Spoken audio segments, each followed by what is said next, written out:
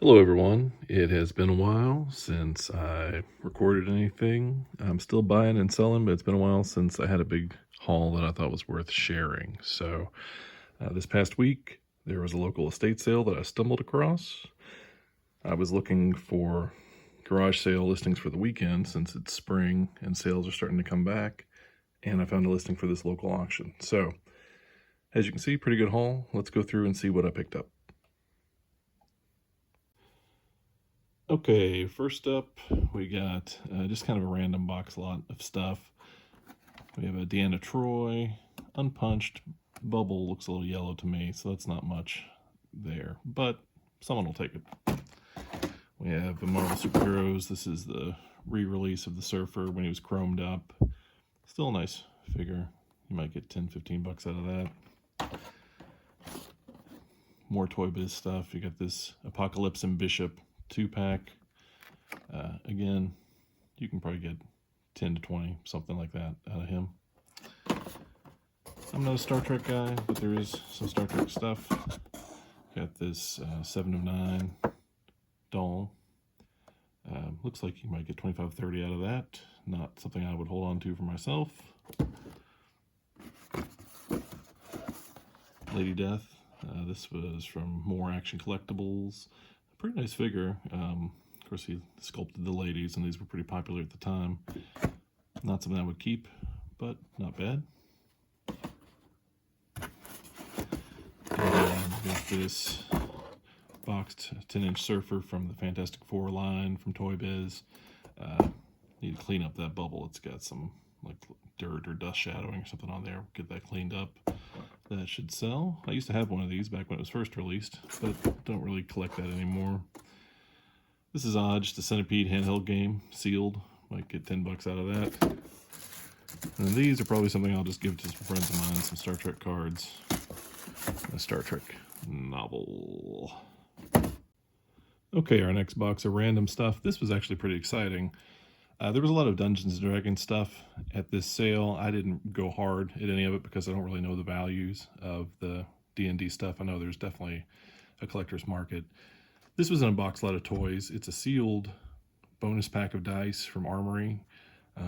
Even loose sets of the dice still sell, so I think this should do pretty well because it's not something you see very often. These I'm keeping for myself. These are Imperial Universal Monsters figures, or just Monsters figures. We have a Mummy and a Frank. Definitely some wear to the paint, but this is the sort of thing I like, so these will be for me. I was very excited about these Mego Spider-Man die-cast figures. They did a line of die-cast figures. There's Spider-Man, the Hulk, Superman, and Batman. It was a really short-lived line, but they're really cool. The paint on these is phenomenal. The only issue, broken thumbs. Each guy has a broken thumb. I'm trying to figure out if this is something I can disassemble to make one complete figure, but I only find this one screw in the back, and it's not a fitting that I have. It looks more like a rivet than a screw, so I don't know that I'll be able to swap them. I haven't given up yet, but either way, it's something you don't see every day, and this is a line that I'm now tempted to collect because these are really nice. The paint on that die-cast body is really cool. And then we have interchangeables, Lord Meto. This was like a rebranding of the Micronauts line. I think this was originally released as the Emperor in the Micronauts. This one is obviously beaten up. The box is barely there, and he's missing most of the accessories. He does have all of his limbs, missing one hand. He's got 3 of those darts and the sword, but he's missing pretty much everything else. Still, this is what I'm tempted to keep just because I do like these die-cast figures, but completing them might be more of a pain than it would be just to buy an entirely new one. So I may sell him off or part him out and then consider getting a complete one down the line. Okay, next up, some random figure lots. This one's a Kenner Terminator 2 figure. Pops off. Not really worth much, but still cool. This one, I think, was from the LJN Dungeons & Dragons line. He's missing all his accessories, though. This one is a keeper. This is John Matrix from Commando. The fact that they made a Commando figure line is still pretty amazing to me. Of course, it was the 80s when, you know, Rambo, Chuck Norris. Eventually, Aliens all got, RoboCop all got kid-friendly lines. But still, not something you would see nowadays, most likely at a toy store. Got a big bag of random stuff. I think I paid like $15 for this whole lot, so not much in here to worry about. You have a complete Spawn loose. This is the first edition Spawn figure from McFarlane, which was like 30 years ago now. That's terrible to think about. These are both Black Star figures. I think his name is Overlord, the bad guy, and this is one of the demons. These come in different colors. There's yellow, I think it was orange. Still pretty cool. Some Toy Biz stuff, Spider-Man, Venom, some webs that I assume go with them. I'll have to double check that. This is the first Wolverine that Toy Biz made. Remember when these were on the shelves, being disappointed in these. Punisher from the Marvel Superheroes line from Toy Biz. You have a Secret Wars Magneto, no accessories, but his paint's pretty nice. And a Toy Biz 89 Keaton Batman and Joker. He does have his hat. No other accessories, but that's something. And in this little group, last, we have these Dragon Riders of the Sticks. That's what they're called. They're just like little army men, cast in different color plastic, but they're fantasy figures. Tons of these guys, though. That should do all right. I think there's like 50 or 60 of them in there. Next up, set of Batman Returns diecast figures from Ertl. There were 8 of them in the lot. I think there are 9 in the set. I think I'm missing the standing Batman. That's a crouching Batman. But there's a standing Batman, but still for the price. I think I paid $20 for the lot. Complete sets can go 50 to 70. I should be able to pick up that other standing Batman probably for less than $10.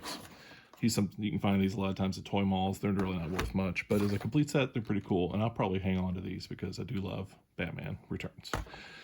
Next up, a set of McFarlane First Wave figures.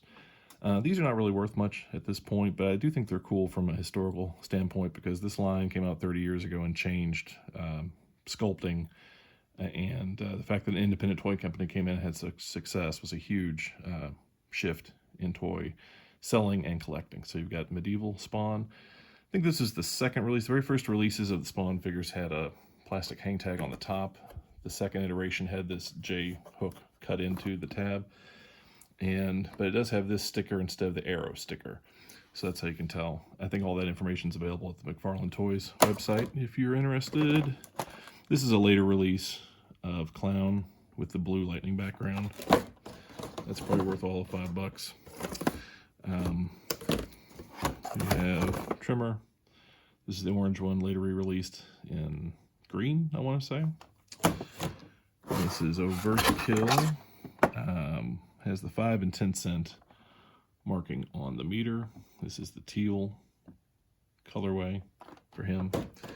And this one, I don't know if I'll keep them all, but I'm going to keep this one at the very least. I always thought, again, that the very first Spawn figure was worth having. I may hold out and try to find one with the plastic hang tag bolted on the back, but in the meantime, this is a nice one for the collection. Not a huge Spawn guy, not really a McFarlane guy, but still worth having in your toy collection.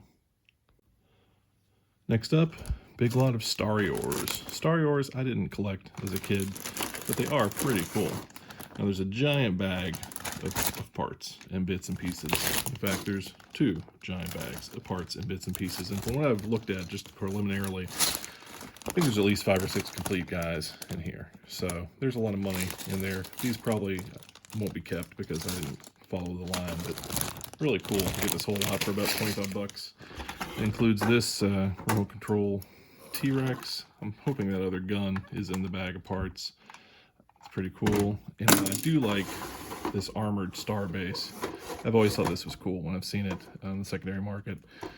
Maybe tempted to keep this thing. I think once I go through all the parts, I have everything for this. I'll revisit it later and let you know how it turned out. Okay, next. There were some random Micronauts bits and pieces in here. This, I think his name is Repto or something like that. Missing his fists. He does have one of the connectors there, but maybe in the bag I can find the rest of the stuff. Still cool to find him with the wings. Bag of random Transformers parts. There is a Starscream body.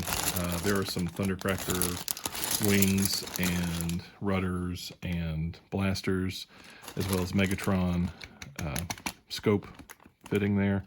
So, and a complete Ravage. Pretty cool. What I was really excited about was of this lot that just said GoBots. And, well, this is a GoBot.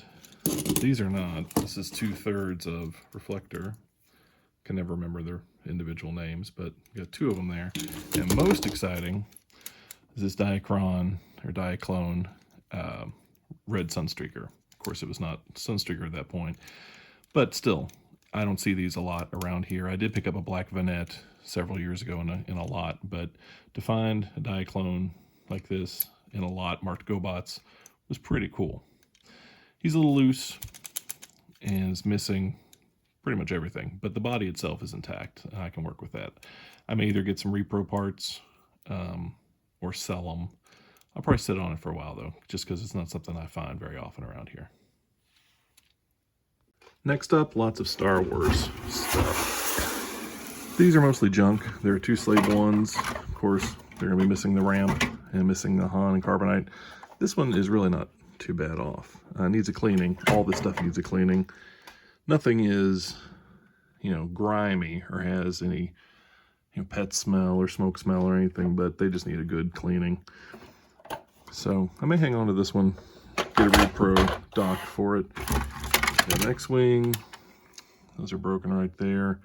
But otherwise, even the blasters alone on this, I could sell and cover the cost of the lot. So that'll sell for something, I'm sure. There's the other Slave one. There's a shell for a cloud car, worthless pretty much. This is cool. This is a Cantina base. It needs a serious cleaning, but probably squeeze 30, 35 bucks out of that. And then lots and lots and lots of figures. These sold. Some were offered individually and some were offered in lots. I'll come back later with a video with all the things worth seeing, really. But I have this thing of Falcon parts. It includes the training ball and the arm right there. Got some struts, radar dish, smuggler's floor. That's a good lot. More random figures, but there were a couple of guys in here worth pointing out. There's a Chewie, Stormtrooper. Have a Fett with a blaster. Looks pretty nice. Jedi Luke. No Palace Blaster, but he does have the snap, cape, and the blue saber. Yep, there it is. You can see at the bottom. Pretty cool. And most interesting, hollow tubes or hollow cheek Tusken Raider. This was definitely the find of the Star Wars lot. So lots of Star Wars goodness. These guys all need a trip in the ultrasonic cleaner, and then I'll pair them back up with their weapons, and I'll come back later. And finally, the biggest gets for me. I was very excited. Shogun Warriors. This is Dragon or Dragoon. He only had 1 axe, so he's missing almost everything. I may be able to get some of these. I know there are some people who make repro parts. He has, this is the version that did not have, it doesn't have his saw blades in there. He's missing his launcher. I do have a decal set ordered, so I'm just going to clean him up, put new decals on it, call it a day. This one's for me. Same thing with his friend, Deimos. Grimy, needs a good cleaning. Got new decals coming. As far as decals are concerned, if I'm selling something, I'll leave the decals on if they're original. But if it's something I'm keeping for my personal collection, I just want it to look as good as it can. So I'm totally good with repro. So I'm going to clean him up, get some repro. He's missing the sleeve, but he does have the launching fist, so that's huge. He's got his launchers, missing the missiles, but again, I know there's a company that makes repros, plastic mold injected missiles, so I can handle that.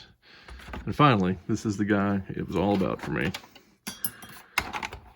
Rodan.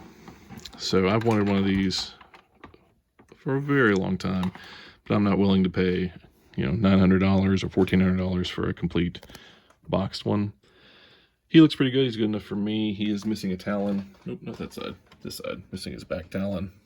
And his wing, you can see it's a little broken there, but it is still hanging in. So good enough for me. This is a keeper and was absolutely the most exciting part of the collection.